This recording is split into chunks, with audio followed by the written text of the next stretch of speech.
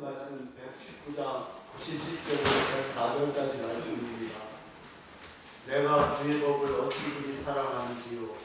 내가 그것을 종일 작은 소리로 읊조리나이다. 주의 계명들이 항상 나와 함께하므로 그것들이 나를 원수보다 지혜롭게 하나이다.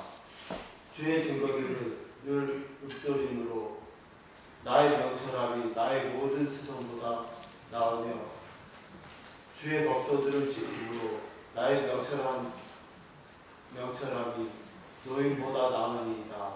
주의 말씀을 지키려고 발을 금하여 모든 악한 길로 가지 아니하였사오며 주께서 나를 가르치셨으므로 내가 주의 길에 들여서 떠나지 아니하였나이다.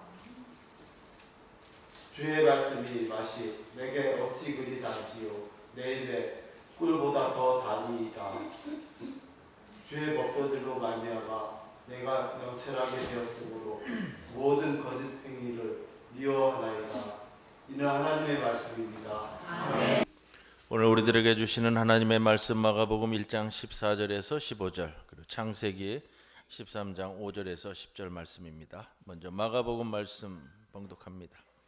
요한이 잡힌 후 예수께서 갈릴리에 오셔서 하나님의 복음을 전파하여 이르시되 때가 찼고 하나님의 나라가 가까이 왔으니 회개하고 복음을 믿으라 하시더라. 창세기 말씀입니다. 아브라함의 일행 롯도 양과 소와 장막이 있으므로 그 땅이 그들이 동거하기에 넉넉하지 못하였으니 이는 그들의 소유가 많아서 동거할 수 없었음이니라. 그러므로 아브라함의 가축의 목자와 롯의 가축의 목자가 서로 다투고 또 가나안 사람과 브리스 사람도 그 땅에 거주하였는지라. 아브라함이 롯에게 이르되 우리는 한 친족이라 나나 너나 내 목자나 내 목자나 서로 다투게 하지 말자. 내 앞에 온 땅이 있지 아니하냐. 나를 떠나가라. 내가 좌하면 나는 우하고 네가 우하면 나는 좌하리라. 이에 롯이 눈을 들어 요단 지역을 바라본즉 소알까지 온 땅에 물이 넉넉하니 여호와께서 소돔과 고모라를 멸하시기 전이었으므로 여호와의 동산 같고 애굽 땅과 같았더라. 이 말씀 가운데 성령께서 함께 하시기를 기원합니다. 오늘 종교개혁 기념주일입니다. 몇 주일인지 아세요? 500은 아시죠? 500은 500 몇 주년이에요? 506주년이잖아요. 506주년. 1517년을 기준으로 합니다. 1517년 마틴 루터가 비텐베르크 교회당 문에 게시문 95개조 게시문이 95개조 논방문을 게시하였던 10월 31일을 기준으로 그 앞 전주일을 종교개혁 기념주일로 지킵니다. 95개조 로마 카톨릭에 잘못 이해되어진 내용들에 대해서 원래는 신학적 토론을 제의하였던 내용이에요. 이 논박 조항들을 기초로 종교개혁의 횃불이 시작이 됐는데 마틴 루터도 이게 그렇게 되어질 줄은 몰랐습니다. 이게 하나님의 섭리인 거예요. 단순한 논박 토론이었는데 하나님의 섭리의 시작이었습니다.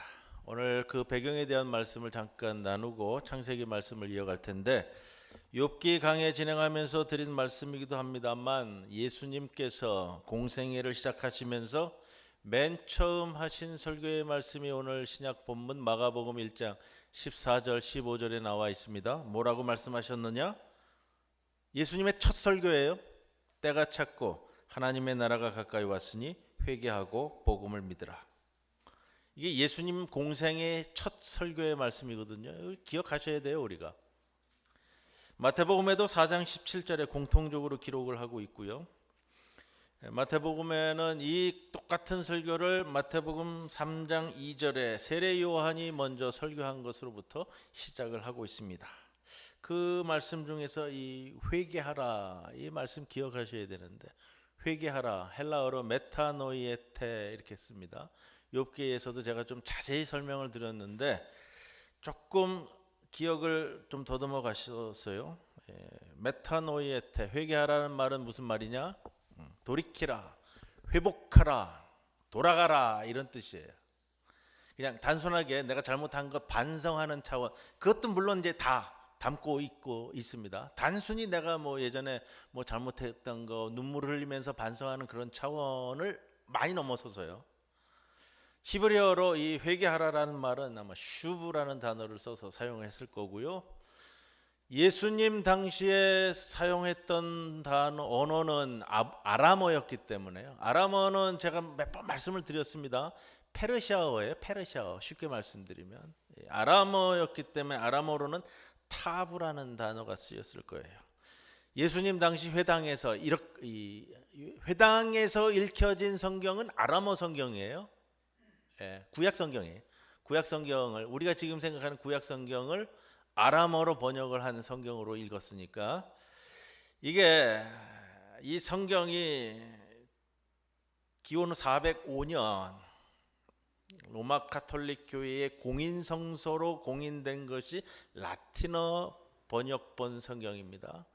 우리가 이제 벌게이트 성경 이렇게 얘기하기도 하고요. 불가타 번역본 이렇게 이야기도 합니다만, 자, 종교개혁 시기까지 1517년 전까지요. 그러니까 이 이제 한 1000여 년이 넘도록 라틴어 성경이 교회의 공인 성경이었기 때문에 번역본이었기 때문에 일반 국민들은 라틴어를 모르잖아요. 사제들과 일종의 이제 귀족들만이 이제 라틴어를 아는데, 이 벌게이트 성경에 회개하라는 구절이 어떻게 번역이 되었냐면은 아기테 포이에니 텐티암 이런 단어를 써요. 무슨 뜻이냐면요, 라틴어를 기억하실 필요는 없고요. 뭐냐면 회개하라는 말을 라틴어 성경에 이렇게 번역을 했어요. 고해성사하라. 이게 중세 1000년을 교권이 바탕을 두고서 이끌어갈 수 있는 성서적 근거가 되어버렸어요.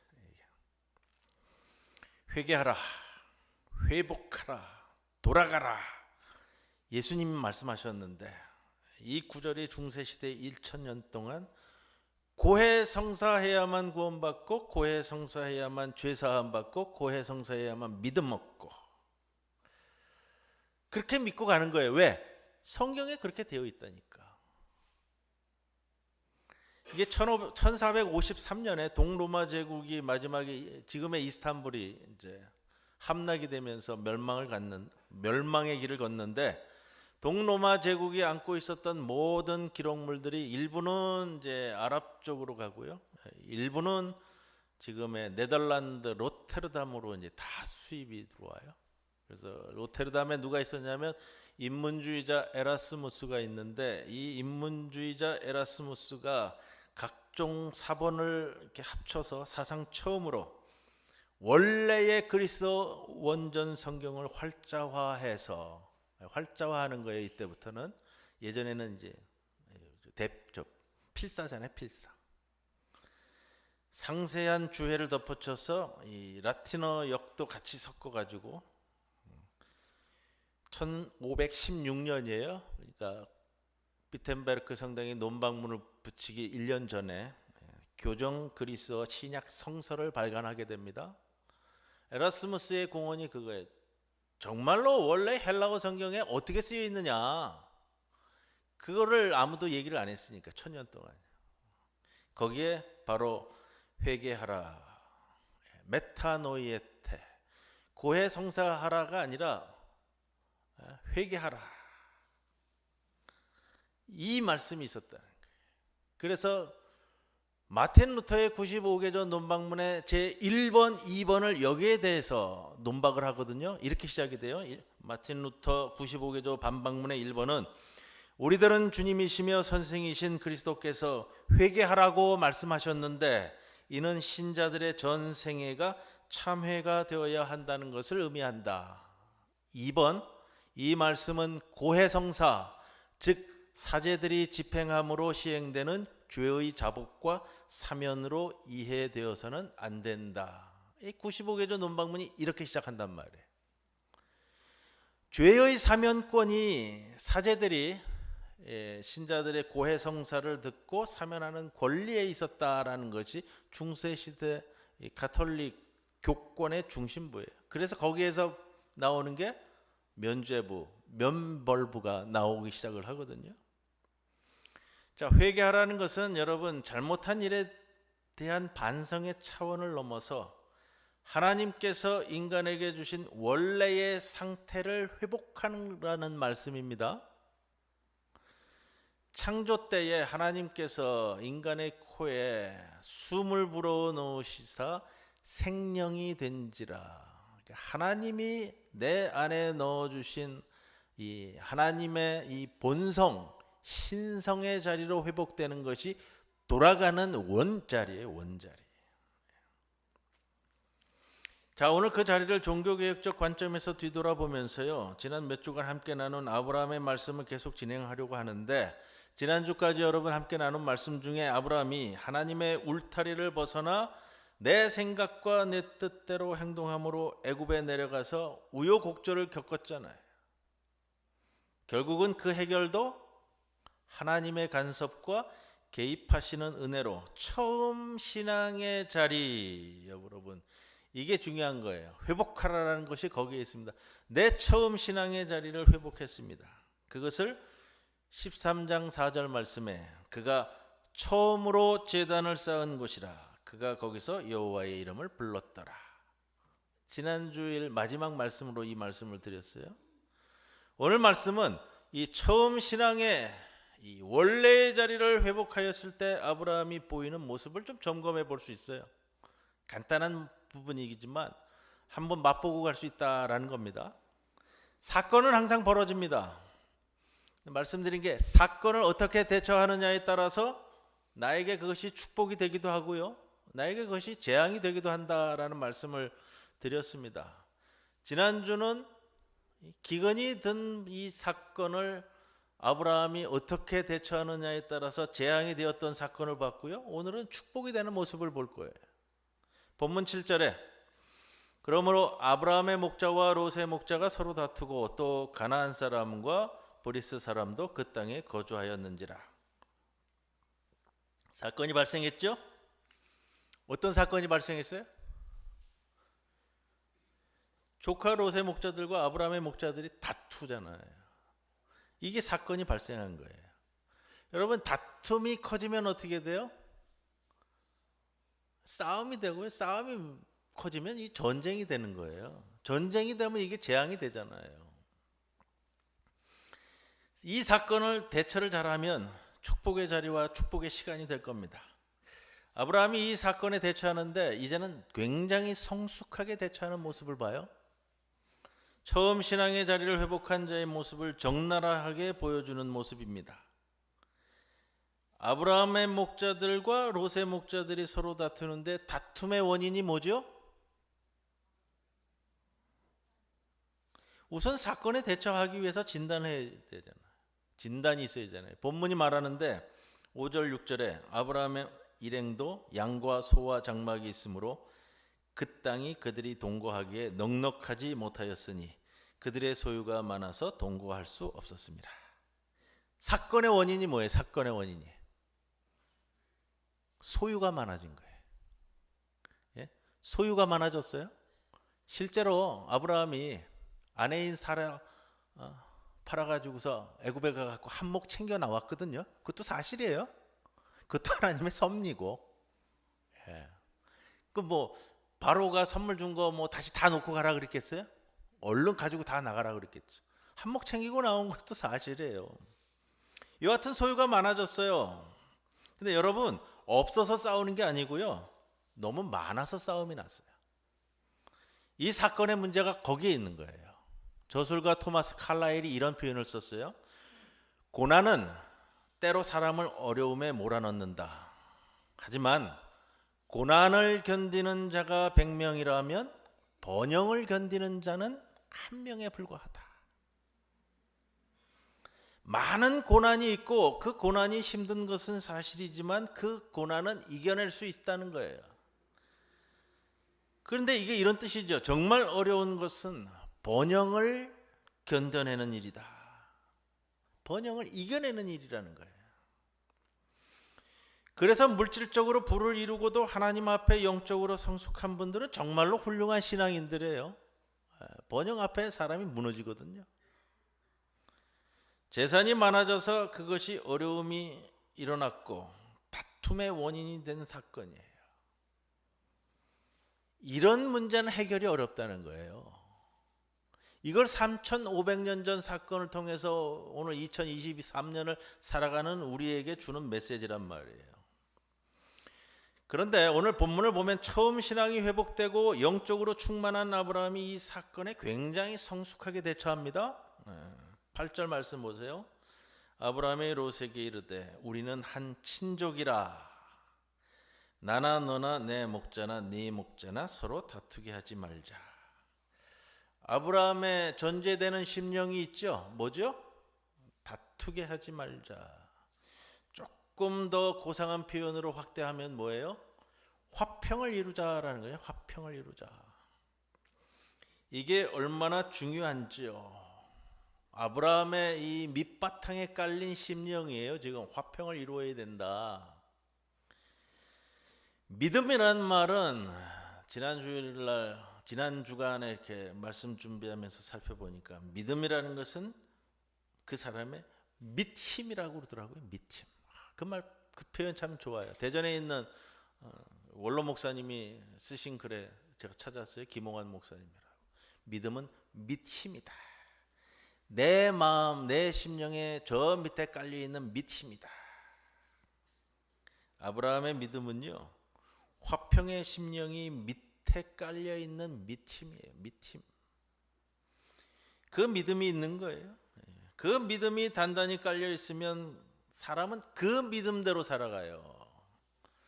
아브라함이라는 한 인간이 추구하는 것, 한 교회가 추구하는 것, 한 사회가 추구하는 것, 나라가 추구하는 것, 다툼이 아니고 화평이라는 거죠. 화평.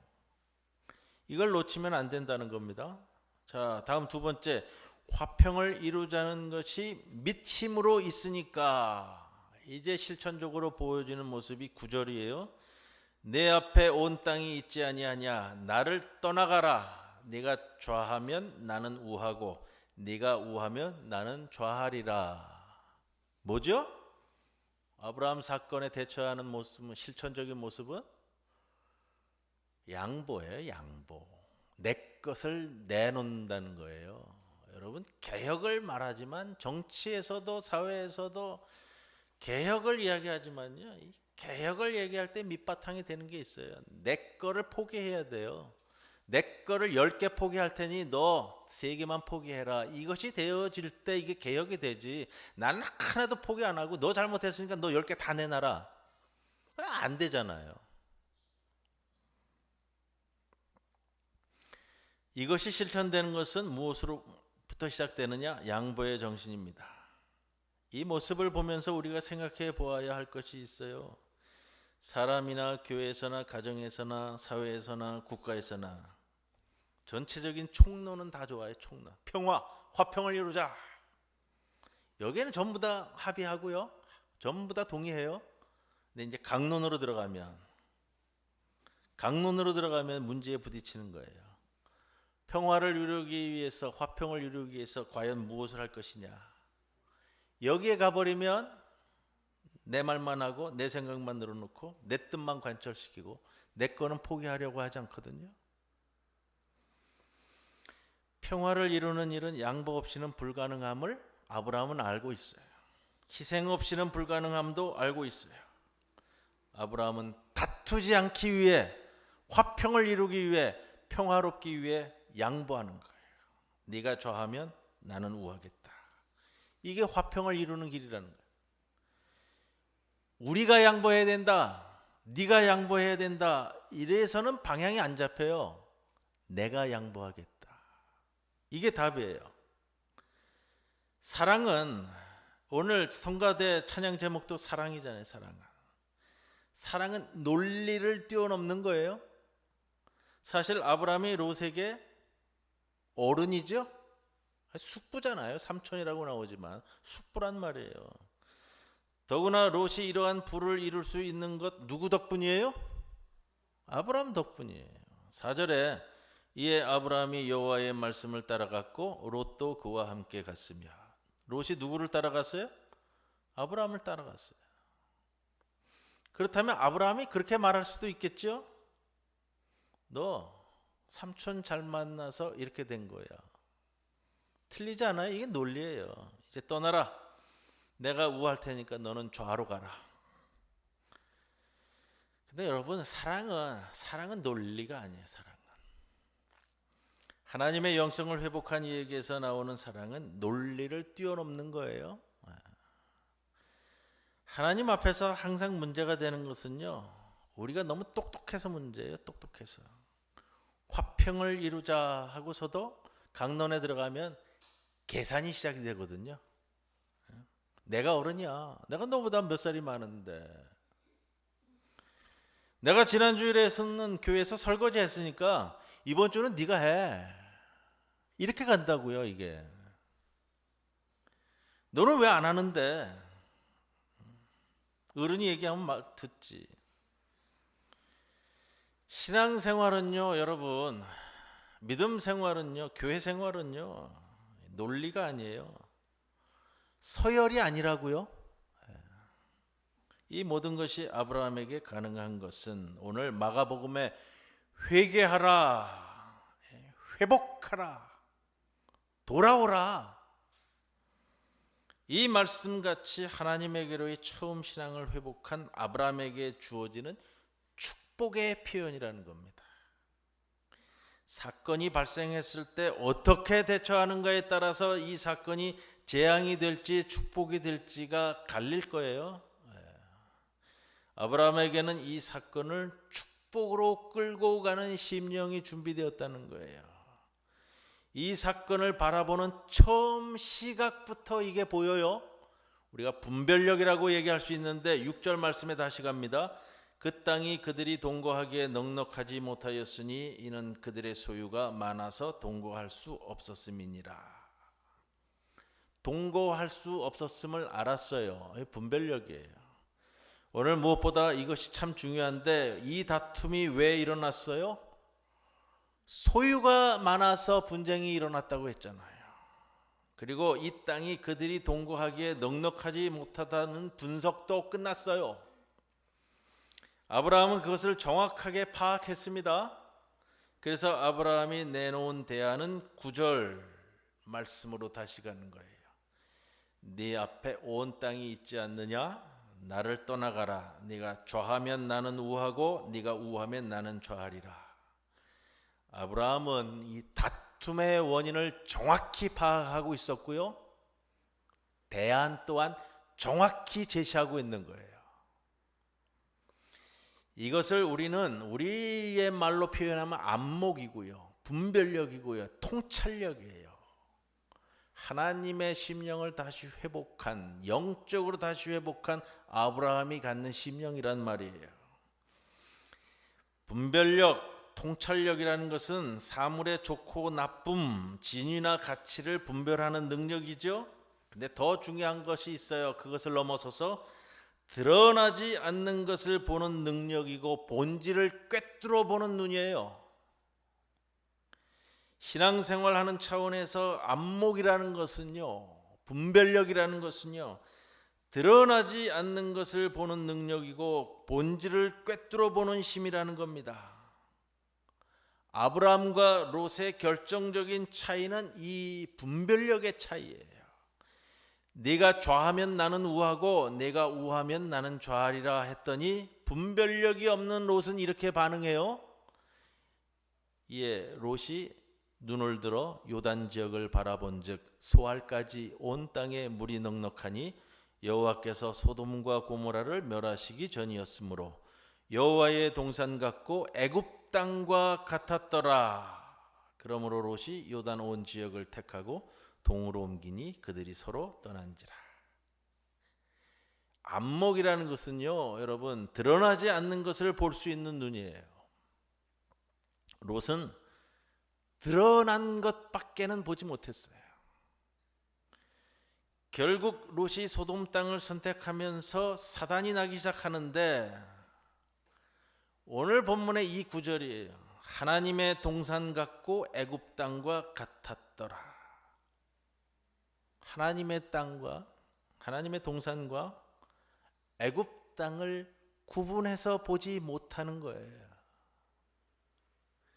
애굽에 갔을 때 좋아 보였죠. 그 땅은 제국의 땅이에요.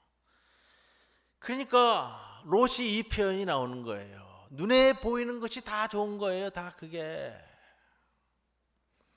이 통찰력을 오늘의 시편 119편 98절에 이렇게 표현합니다. 주의 계명들이 항상 나와 함께하므로 그 계명들이 나를 원수보다 지혜롭게 하고, 99절에 내가 주의 증거들을 늘 읊조림으로 나의 명철함이 나의 모든 스송보다 낫다. 주의 법도들을 지킴으로 나의 명철함이 노인보다 나으니이다. 노인이라는 표현은 시간을 평생 들여서 지혜롭게 된 사람들을 뜻하는 의미적인 표현이고요. 계속해서 반복되는 게 뭐죠? 주의 계명, 주의 법도, 주의 증거, 모두 다 한마디로 말하면 아브라함이 하나님의 말씀을 따라갔고, 그리고 여기 나오는 이 명철이라는 단어예요. 명철. 여러분, 영어 성경은 인사이트로 번역을 했는데 참 좋은 표현 같아요. 인사이트, 안에서 보는 눈이라는 표현 참 좋아요. 우리말로는 안목, 통찰력, 분별력, 본질을 꿰뚫어 보는 능력을 명철함으로 봅니다. 여러분, 오늘 종교개혁 기념주일인데 오늘 말씀을 준비하면서 오늘 창세기의 말씀을 제가 살펴보면서 참 재미있는 표현이라는 생각이 드는 구절이 이거예요. 12장 4절에 아브라함이 여호와의 말씀을 따라갔고 롯도 아브라함과 함께 갔다.